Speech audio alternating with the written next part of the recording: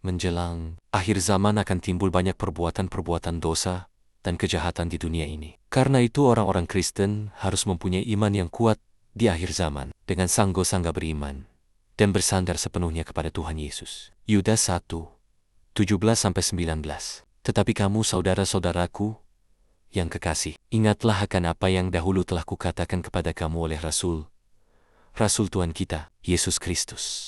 Sebab mereka telah mengatakan kepada kamu, menjelang akhir zaman akan tampil pengejek-pengejek yang akan hidup menuruti hawa nafsu, kefasikan mereka. Mereka adalah pemecah belah yang dikuasai hanya oleh keinginan dunia ini dan yang hidup tanpa Roh Kudus. Dalam ayat-ayat ini, Rasul Yudas mengingatkan kepada orang-orang percaya pada waktu itu untuk selalu mengingat kebenaran firman Tuhan yang telah dikatakan kepada mereka oleh Rasul Tuhan Yesus, bahwa pada akhir zaman akan muncul para pengejek yang hidup menuruti hawa nafsu, kefasikan mereka. Dalam ayat 1 ini, Rasul Yudas memberitahukan ciri-ciri dari para penyesat atau para pengejek itu. Mereka adalah pemecah belah,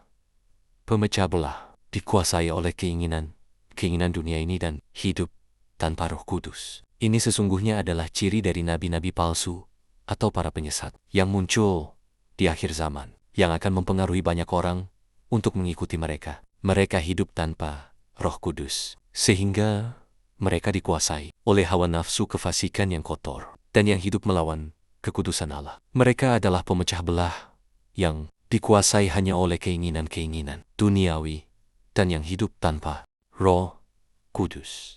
Dan kita tahu bahwa Bapa segala pemecah belah dan adu domba jahat yang dipenuhi dengan keinginan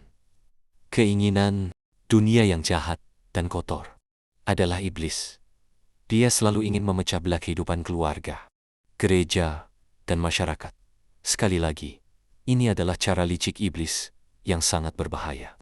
Selanjutnya, Rasul Yudas dalam ayat 20-21 menasehati dan mengajar orang-orang percaya supaya hidup kuat di dalam Tuhan Yesus di akhir zaman ini.